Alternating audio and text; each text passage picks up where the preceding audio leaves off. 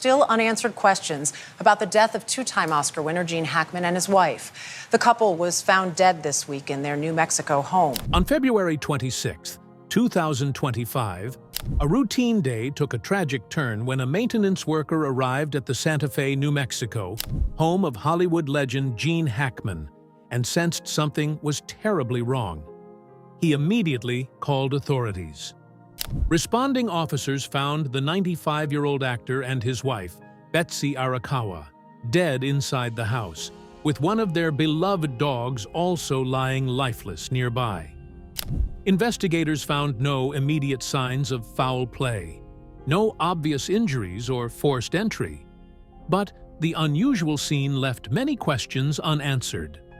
As detectives piece together what happened, the case remains under investigation, with the cause of this sudden tragedy still unexplained. Until now, at the official funeral. What happened at Gene's funeral will explain everything. Authorities scoured the scene, uncovering a series of unsettling details. The front door stood slightly ajar, unlocked. Inside, an eerie silence hung in the air. In the dimly lit hallway, Betsy Arakawa's lifeless body was found near a bathroom. The signs were disturbing. Her hands and feet, shriveled and darkened, showed signs of mummification, an indication that time had passed since her death. A prescription pill bottle lay open nearby, its contents scattered across the counter. A space heater, strangely placed near her head, raised more questions than answers. Just feet away, inside a bathroom closet, one of the couple's dogs lay dead. But Gene Hackman's body was discovered in a completely different room. A mudroom. His sunglasses, knocked to the floor, hinted at a sudden collapse. His body, too, showed signs of decomposition. Elsewhere in the house, two more of their dogs were found alive, one wandering outside, the other standing near Betsy's remains, a silent witness to whatever had unfolded in that house. Investigators immediately flagged the case as suspicious. There were no wounds, no evidence of a break-in, no shattered glass, no forced locks, nothing to suggest an intruder had entered. But the lack of clear answers only deepened the mystery. Experts turned to environmental hazards, silent killers like carbon monoxide poisoning. The fire department and local gas company conducted a thorough sweep of the home. The verdict? No major leaks. A minor gas seepage was detected from a stove burner, but officials deemed it insignificant, hardly enough to cause two deaths. And yet, with no signs of physical trauma, no evidence of violence, what could have caused Gene Hackman and Betsy Arakawa to perish almost simultaneously? Sheriff Adan Mendoza remained cautious. While foul play wasn't immediately evident, the circumstances warranted an extensive inquiry. Investigators weren't ruling anything out. The timeline became a crucial puzzle piece. How long had they been gone before anyone noticed? The state of decomposition suggested at least a week, possibly more. Maintenance workers confirmed they hadn't seen or heard from the couple for nearly 2 weeks. The eerie realization set in. They had died in near-total isolation, with no one realizing until it was far too late. Their bodies were transported for autopsies. The results, however, weren't immediate. Toxicology tests, an essential piece of the puzzle, could take weeks. Authorities scrutinized every detail, every possibility. Could an undetected poisoning be at play? A medical emergency that struck them both in rapid succession? The pill bottle found near Betsy's body became a focal point of the investigation. Sheriff Mendoza acknowledged its significance. Could the contents hold the key to the mystery? Investigators ordered an analysis, but the results would take time. With no definitive answers, speculation ran wild. A forensic pathologist offered one theory, one both tragic and plausible: the possibility of a broken heart event, a phenomenon where extreme stress, shock, or grief triggers sudden cardiac arrest. At 95, Gene Hackman had known heart issues. Could discovering his wife unresponsive have sent his heart into a fatal rhythm? Or had she suffered a sudden medical crisis, and in his attempt to help her, he too succumbed? A chilling possibility, one that science has documented, but never fully understood. Others considered another angle: an intentional overdose? A silent, shared agreement between the couple? No concrete evidence supported it, but it couldn't be ignored. There were no suicide notes, no messages left behind, nothing to suggest a premeditated decision. Yet, the timing, so close together, left room for questions. With no signs of a struggle, no visible injuries, and no immediate cause of death, the case remained an enigma. What had truly happened inside that Santa Fe home? Was it a tragic coincidence, a medical mystery, or something more? For now, the world waits. The final answers lie in the hands of the medical examiner. In the coming weeks, the results of the toxicology and forensic analyses will be revealed. Only then will the truth of Gene Hackman and Betsy Arakawa's final moments come to light. Until that day, the mystery remains. In the aftermath of this tragic loss, the Hackman family finds themselves facing an unexpected challenge, laying to rest not just Gene, but Betsy as well. For years, the assumption had always been that Gene, at 95, would pass first. Plans were in place. Betsy, more than 3 decades younger, was expected to handle his funeral arrangements to ensure his final wishes were carried out. But fate had other plans. Now, with both gone, the family has been forced to reconsider everything. Gene's nephew, Tim Hackman, admitted that the situation has left them reeling. "This changes everything," he explained. "We thought we had time. We thought we knew how this would go. But now, it's different." The responsibility of arranging the farewell now falls to Gene's children, Christopher, Elizabeth, and Leslie, his 3 surviving children from his first marriage. Though still in shock, they will likely oversee the arrangements. But as Tim himself admitted, it's still very, very early. For a man who spent decades in the public eye, Gene Hackman was intensely private in his later years. That privacy extends to his final farewell. As of now, the family has not announced a funeral date or location, and they may never. Those close to the family suggest the service will be kept small, intimate. A quiet goodbye, away from the cameras, shared only by immediate family and perhaps a handful of the closest friends. No red carpets, no grand tributes, just a simple, heartfelt remembrance of the man they knew and loved. It's likely the funeral will take place in Santa Fe, where Hackman and Arakawa built their life together, where they sought peace away from Hollywood's relentless spotlight. But some speculate the family may choose a more private location, a place where they can grieve without interruption. One thing is certain: this will not be a spectacle. A public tribute, if it happens, will come later, on the family's terms. A celebration of his life and legacy, when the time feels right. In their only statement since the news broke, Hackman's daughters made no mention of funeral plans. Instead, they spoke simply, their words a reminder that beyond the fame, beyond the accolades, he was, first and foremost, a father and grandfather. "To us, he was always just Dad," they wrote. "We are heartbroken and ask for privacy as we mourn." It is a sentiment shared by those who knew Gene Hackman best. He was a man who valued his privacy, who sought a quiet life far removed from the industry that made him a legend. In death, as in life, he will leave on his own terms. For now, the world waits. Fans mourn from afar, revisiting his iconic performances, reliving the roles that made him unforgettable. Hollywood will pay its respects in time. But for those who loved him most, the greatest tribute will be a simple one, honoring his wish to say goodbye, quietly, peacefully, and with dignity. Inspirational yet solemn music fades in. The narrator speaks with a tone of reverence and reflection. The news spread fast. Within hours of Gene Hackman's passing, Hollywood, film lovers, and fans across the world united in mourning. A wave of tributes flooded social media. Words of admiration, gratitude, and sorrow for the loss of a man whose presence on screen had been nothing short of legendary.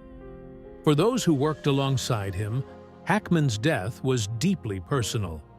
Filmmakers, actors, and industry icons who had shared the screen or collaborated with him reflected on the impact he had, not just as an artist, but as a person.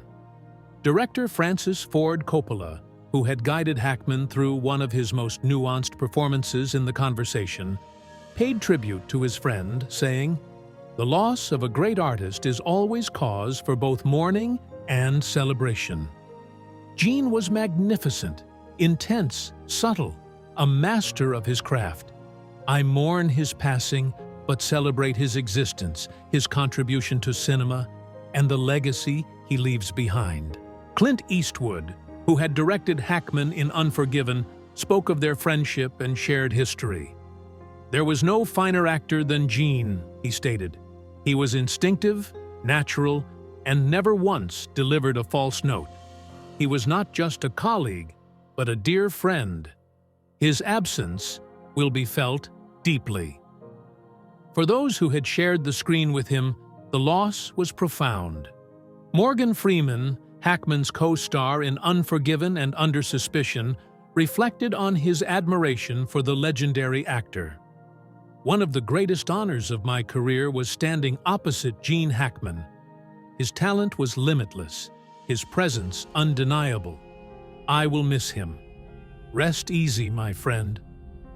Nathan Lane, who starred with Hackman in the cult classic The Birdcage, reminisced about his time on set.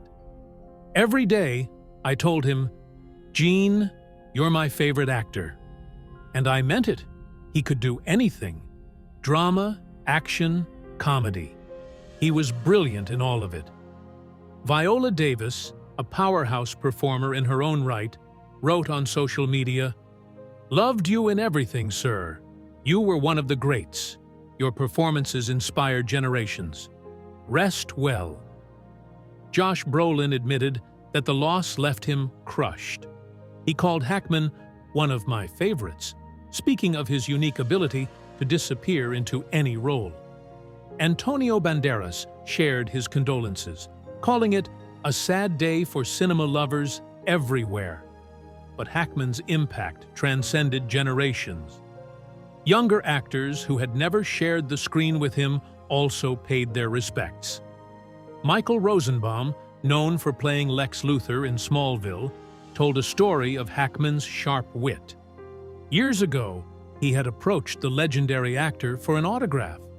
Hackman signed it with a grin, "To the second best Lex Luthor," a nod to his own unforgettable performance as Superman's arch-nemesis in the original Superman films. Hollywood's grief reached the grandest stage of all. At the Academy Awards, held just days after Hackman's passing, the room fell silent as Morgan Freeman stepped onto the stage. The In Memoriam tribute began, and as Hackman's image appeared on the screen, Freeman spoke directly to his lost friend. "Gene, you were one of the finest actors to ever grace this industry. We were lucky to have known you." A moment of stillness, a moment of gratitude, a moment honoring a man who had shaped cinema itself. But the greatest tribute didn't come from the speeches, the obituaries, or the industry honors. It came from the fans. Across the world, people revisited Hackman's greatest performances. The French Connection, Hoosiers, the Royal Tenenbaums. Audiences relived his legendary roles, remembering why he had captivated them for so many years. Critics hailed him as an actor's actor, one whose everyman persona masked an unparalleled depth and intensity. Vanity Fair called him a screen icon, a force of nature, and a talent unmatched in his generation. His passing marked more than just the loss of a man. It marked the end of an era. Hackman was a bridge to the golden age of 1970s cinema, a time when storytelling was raw, performances were visceral, and actors weren't just stars, they were forces to be reckoned with. Now, one of the last titans of that era is gone, but his work endures. His influence remains. And in every frame, in every unforgettable line, Gene Hackman lives on. Dark, investigative music fades in. The narrator speaks in a measured, mysterious tone. The circumstances surrounding Gene Hackman and Betsy Arakawa's deaths remain clouded in uncertainty. With no immediate signs of foul play, no external injuries, and no clear cause of death, investigators have turned to possible medical explanations. One leading theory: a tragic medical event. A forensic expert suggests the possibility of broken heart syndrome, a rare but documented condition where extreme emotional shock triggers sudden cardiac arrest. Hackman, at 95, had a history of heart issues. Could he have discovered Betsy unresponsive, only for the stress and panic to send his own heart into a fatal rhythm? Or was it the other way around? Did Betsy, still healthy and decades younger, suffer a sudden crisis, leaving Gene helpless, unable to call for help, and ultimately succumbing himself? Another theory lies in the scattered pills found near Betsy's body. Investigators are examining the contents of the open prescription bottle. Was this an accidental overdose? A tragic miscalculation in medication? Did Betsy take too much, and Gene, in a desperate attempt to revive her, collapse from the shock?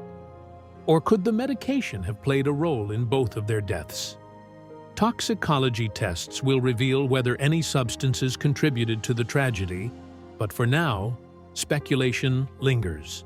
There's also the possibility of a silent, unspoken agreement, a suicide pact.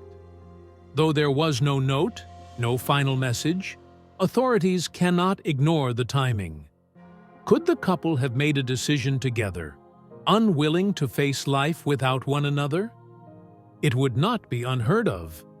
Long-married couples have, in rare cases, chosen to leave this world together. But without definitive proof, it remains just another theory. Perhaps the simplest explanation is also the most heartbreaking. Hackman, at 95, was frail. If he passed first, was Betsy unable to cope with the sudden loss? Left alone in their quiet home, in shock? Did she succumb shortly after, either from despair, stress, or a fatal accident? And then, there's the lingering question. Could there be something investigators aren't telling us? Official statements confirm that toxicology tests are underway, but no results have been released. Could an unknown environmental factor, a toxin, an undetected chemical exposure, have played a role? Did something inside their Santa Fe home contribute to their deaths in a way authorities have yet to uncover? As days turn into weeks, the answers remain elusive. Was it a tragic coincidence, a medical mystery, or something far more complex than anyone realizes? Until the autopsy reports are finalized, the true cause of Gene Hackman's final moments remains an unsolved puzzle. For decades, Gene Hackman commanded the screen with an intensity few could match. His presence was magnetic, his performances effortless.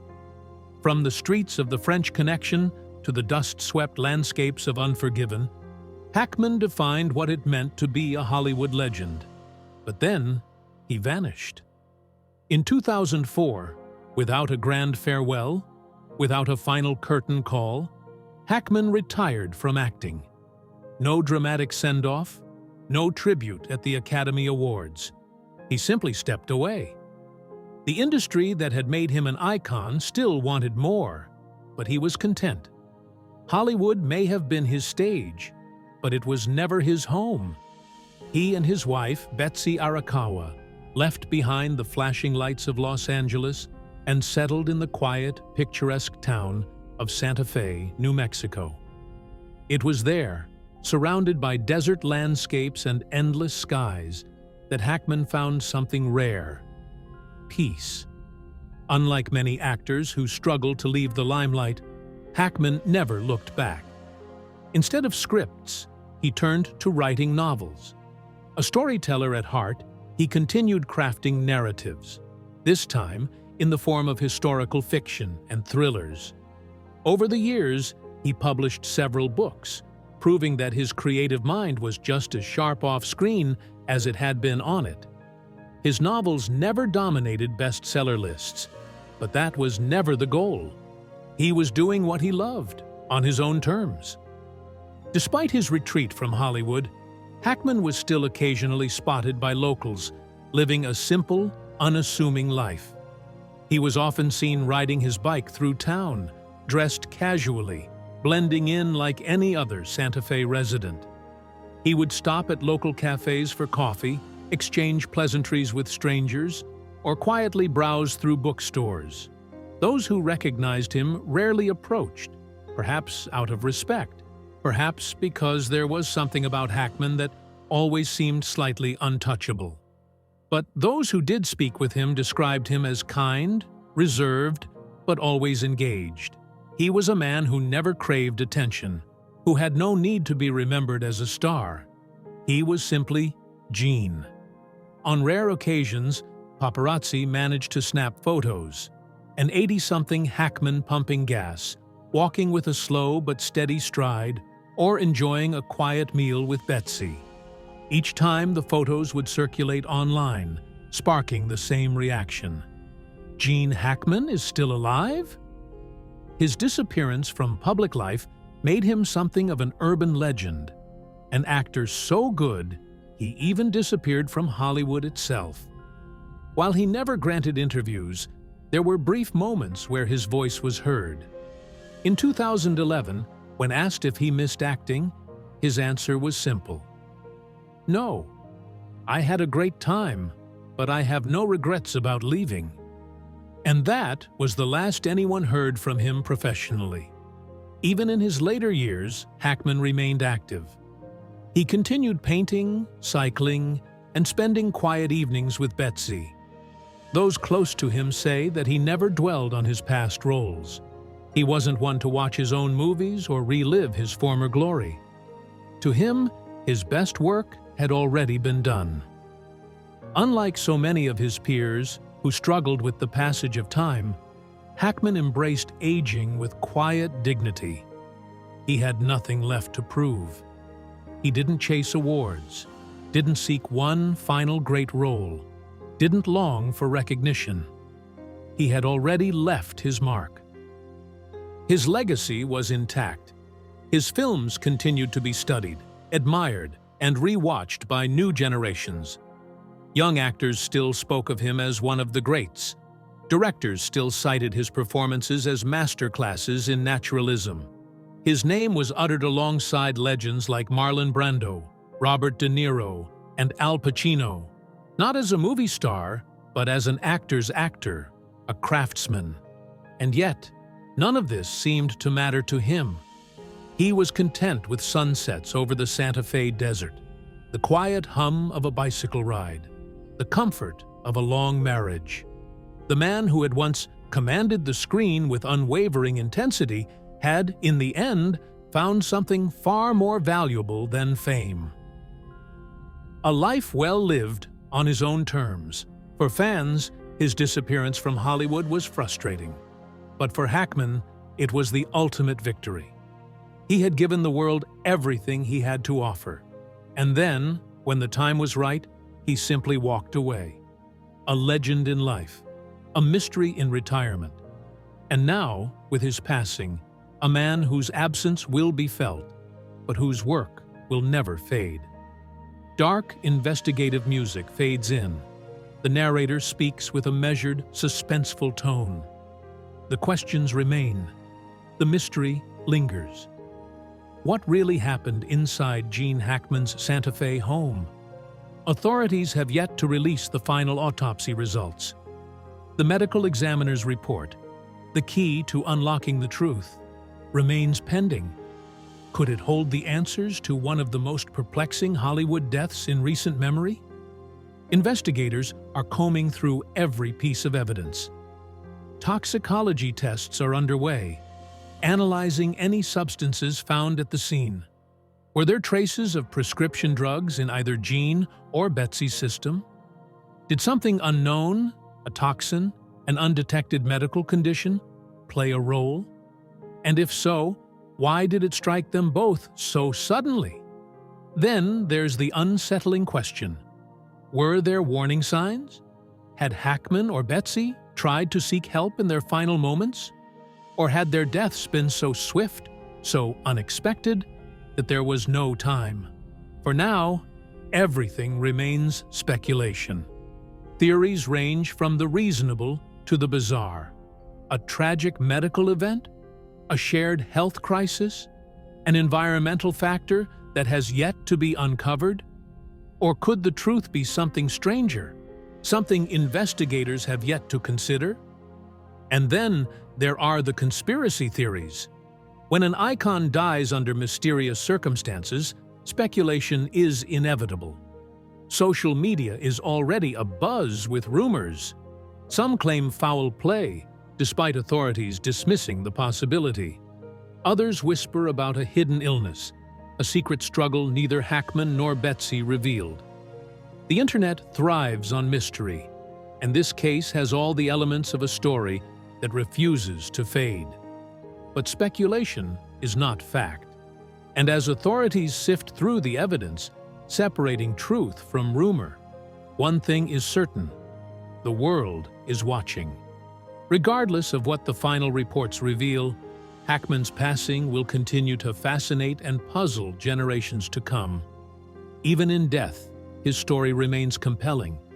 A final mystery surrounding a man who, in life, was always just out of reach. Will we ever truly know what happened? Or will the mystery of Gene Hackman's final days remain an unsolved enigma? One more role he left the world to interpret.